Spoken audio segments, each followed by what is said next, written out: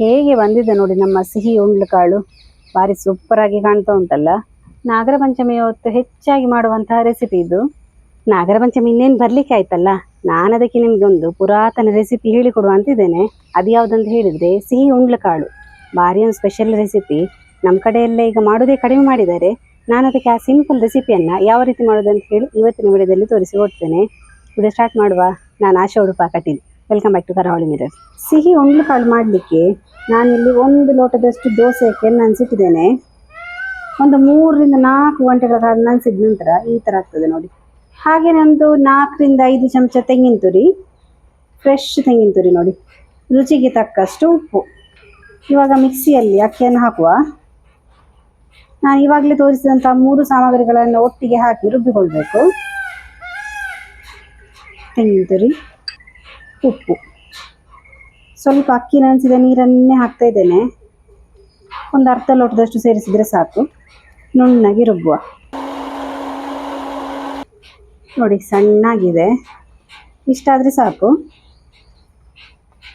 ಇದನ್ನು ಸ್ವಲ್ಪ ಬಾಡಿಸುವ. ಒಂದು ಬಾಣಲೆಗೆ ಹಾಕ್ತಾ ಇದ್ದೇನೆ. ಇವಾಗ ಸ್ವಲ್ಪ ಮಿಕ್ಸಿಗೆ ನೀರು ಹಾಕ್ಕೊಂಡು ಆ ನೀರನ್ನು ಇದಕ್ಕೆ ಸೇರಿಸ್ತೇನೆ. ನಾವು ನೀರು ಹಾಕಿದ ನಂತರ ಸರಿ ಮಿಕ್ಸ್ ಮಾಡ್ಕೋಬೇಕು. ನಂತರ ಗ್ಯಾಸ್ ಆನ್ ಮಾಡಬೇಕು. ಗ್ಯಾಸ್ ಆನ್ ಮಾಡಿದಾಗ ಬಿಸಿಗೆ ಬೇಗ ಗಟ್ಟಿ ಆಗ್ತಾ ಬರ್ತದೆ. ಫಸ್ಟಿಗೆ ಈ ಥರ ಎಲ್ಲ ಮಿಕ್ಸ್ ಮಾಡಿಕೊಂಡೆ ನಾವು ಗ್ಯಾಸ್ ಆನ್ ಮಾಡಬೇಕು. ಇನ್ನು ಗ್ಯಾಸ್ ಆನ್ ಮಾಡಿ ಸರಿ ಈ ಥರ ಕೈ ಆಡಿಸಬೇಕು. ಈ ಮಿಶ್ರಣ ಬಾಡಿಸಿದಾಗ ಸ್ವಲ್ಪ ಗಟ್ಟಿ ಆಗ್ತದೆ. ನಮಗೆ ಉಂಡೆ ಕಟ್ಟುವ ಹದಕ್ಕೆ ಬಂದರೆ ಆಯಿತು. ಅಕ್ಕಿ ಹಿಟ್ಟಿನ ಮಿಶ್ರಣ ಉಂಟಲ್ಲ, ಕೈ ಆಡಿಸ್ತಾನೇ ಇರಬೇಕು, ಇಲ್ಲದಿದ್ರೆ ಬೇಗ ತಳ ಹಿಡಿತದೆ. ನೋಡಿ ಗಟ್ಟಿ ಆಗ್ತಾ ಬಂತು. ನೋಡಿ ಇನ್ನು ಸ್ವಲ್ಪ ಗಟ್ಟಿ ಆಗಬೇಕು. ನಾವು ಉಂಡೆ ಮಾಡುವಾಗ ಕೈಗೆ ಅಂಟಬಾರ್ದು. ಅಲ್ಲಿ ತನಕ ಇದನ್ನು ಬೇಯಿಸಿದರೆ ಸಾಕಾಗ್ತದೆ. ಮತ್ತೆ ಪುನಃ ಇದನ್ನು ಹಬೆಯಲ್ಲಿ ಬೇಯಿಸಲಿಕ್ಕೆ ಉಂಟು. ನಾವಿವಾಗ ಖಾಲಿ 3/4 ಭಾಗ ಮಾತ್ರ ಬೇಯಿಸೋದು. ಇದಾಗಿದೆ. ಇನ್ನು ಸ್ವಲ್ಪ ತಣಿಲಿಕ್ಕೆ ಬಿಟ್ಟರೆ ಆಯಿತು. ಸ್ವಲ್ಪ ತಣಿದ ಮೇಲೆ ಈ ಥರ ಉಂಡೆ ಮಾಡಲಿಕ್ಕೆ ರೆಡಿ ಮಾಡಬೇಕು. ಹಿಟ್ಟನ್ನು ಸ್ವಲ್ಪ ಹದ ಮಾಡುವ. ಉಂಡ್ಲು ಕಾಳು ಅಂತ ಹೇಳಿದರೆ ಉಂಡೆ ಸಣ್ಣ ಸಣ್ಣದಿದ್ದರೆ ಒಳ್ಳೆಯದಾಗ್ತದೆ. ನಾನು ಕೈಗೆ ಸ್ವಲ್ಪ ತುಪ್ಪ ಹಾಕ್ಕೊಂಡೆ. ನೀವು ಎಣ್ಣೆ ಬೇಕಾದರೂ ಹಾಕ್ಕೊಂಡು ಮಾಡ್ಕೋಬೋದು. ತುಪ್ಪ ಹಾಕಿದರೆ ಪರಿಮಳ ಒಳ್ಳೆಯದಾಗಿ ಬರ್ತದೆ. ನಮ್ಮ ಸಿಹಿ ಉಂಡ್ಲು ಕಾಳು ಅಂತ ಹೇಳಿದರೆ ಇವಾಗ ಹೆಚ್ಚಿನವರಿಗೆ ಗೊತ್ತಿರಲಿಕ್ಕಿಲ್ಲ. ಅಂದರೆ ತುಂಬಾ ಟ್ರೆಡಿಷನಲ್ ರೆಸಿಪಿ ಇದು. ನಮ್ಮ ಅಜ್ಜಿಯರೆಲ್ಲ ಮಾಡ್ತಾಯಿದ್ರು. ಇದಕ್ಕೆಲ್ಲ ಪಂಚಕಜ್ಜಿಯ ಥರ ಸ್ವಲ್ಪ ಈ ತೆಂಗಿನಕಾಯಿ ಬೆಲ್ಲ ಎಲ್ಲ ಸೇರಿಸಿ ಹಾಕಲಿಕ್ಕೆ ಉಂಟು. ಇವಾಗೆಲ್ಲ ನಾವು ಇದನ್ನು ಬಿಡ್ತಾ ಬಂದಿದ್ದೇವೆ. ಇವಾಗ ಇಲ್ಲಿ ಅರಿಶಿನದ್ದು ಎಲ್ಲದು ಗಟ್ಟಿ ಜಾಸ್ತಿಯಾಗಿ ಮಾಡ್ತೇವೆ ನಾಗರ ಪಂಚಮಿಗೆ. ಇದನ್ನೆಲ್ಲ ಇವಾಗ ಕುಂದಾಪುರ ಸೈಡಲ್ಲಿ ಜಾಸ್ತಿ ಮಾಡ್ತಾರೆ. ಎಷ್ಟು ಸಣ್ಣ ಉಂಡೆ ಮಾಡಲಿಕ್ಕೆ ಆಗ್ತದೆ ಅಷ್ಟು ಸಣ್ಣದಾಗಿ ಮಾಡಬೇಕು, ಆಗ ಒಳ್ಳೆಯದಾಗ್ತದೆ. ಇಡ್ಲಿ ಪಾತ್ರೆ ಬಿಸಿಯಾಗಿದೆ, ನೀರು ಕುದೀತಾ ಉಂಟು. ನಾವು ರೆಡಿ ಮಾಡಿದಂಥ ಉಂಡೆಯನ್ನು ಹಬೆಯಲ್ಲಿ ಬೇಯಿಸ್ಲಿಕ್ಕಿದೆ, ಸ್ಟೀಮ್ ಮಾಡಲಿಕ್ಕಿದೆ. ಎಷ್ಟು ಸಣ್ಣದಾಗ್ತದೆ ಅಷ್ಟು ಉಂಡೆ ಮಾಡಿದ್ದೇನೆ ಸಣ್ಣದಾಗಿ ನೋಡಿ. ಅದನ್ನಿಟ್ಟೆ ಒಂದು 20 ರಿಂದ 25 ನಿಮಿಷ ಹಾಗೆ ಬೇಯಬೇಕು. ಮೀಡಿಯಮ್ ಉರಿಯಲ್ಲಿ ಬೇಯಿಸುವ. ಉಂಡ್ಲು ಕಾಳು ಬೇಯಲಿಕ್ಕೆ ಇಟ್ಟಾಯಿತು. ಇನ್ನು ಅದಕ್ಕೆ ಬೇಕಾಗಿ ಸಿಹಿ ಕಜ್ಜಾಯ ರೆಡಿ ಮಾಡುವ.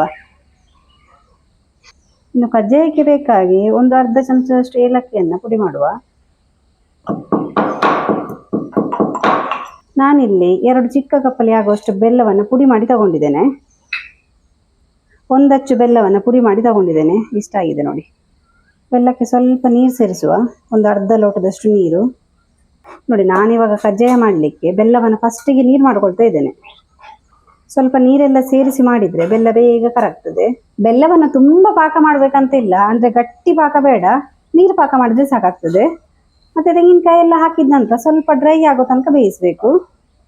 ನೋಡಿ ನೀರು ಪಾಕ ರೆಡಿ ಆಯಿತು. ಇನ್ನಿದಕ್ಕೆ ನಾವು ತುರಿದ ತೆಂಗಿನಕಾಯನ್ನು ಹಾಕೊಳ್ಳುವ. ನಾನಿಲ್ಲೊಂದು ಅರ್ಧ ಕಡಿ ತೆಂಗಿನಕಾಯನ್ನು ತುರಿದಿಟ್ಕೊಂಡಿದ್ದೆ, ಅದನ್ನು ಹಾಕ್ತಾ ಇದ್ದೇನೆ. ನೋಡಿ ಸರಿ ಮಿಕ್ಸ್ ಮಾಡುವ. ಸ್ವಲ್ಪ ನೀರು ಉಂಟಲ್ಲ, ಇದು ಸರಿ ಡ್ರೈ ಆಗಬೇಕು. ನೋಡಿ ಇವಾಗ ಇದಕ್ಕೆ ಸ್ವಲ್ಪ ಏಲಕ್ಕಿಯನ್ನು ಸೇರಿಸುವ. ಆವಾಗಲೇ ಪುಡಿ ಮಾಡಿಟ್ಕೊಂಡಿದ್ವಿ, ಅದನ್ನು ಸೇರಿಸಿದಷ್ಟೇ.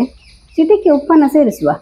ಯಾವುದೇ ಸ್ವೀಟ್ ರೆಸಿಪಿಗೆ ಉಪ್ಪು ಹಾಕಿಲ್ಲ ಆದರೆ ಟೇಸ್ಟ್ ಬರೋದಿಲ್ಲ, ಹಾಗೆ ಸ್ವಲ್ಪ ಸೇರಿಸಿದ್ದು ನಾನು. ಇವಾಗ ಸಮ ಮಿಕ್ಸ್ ಮಾಡುವ.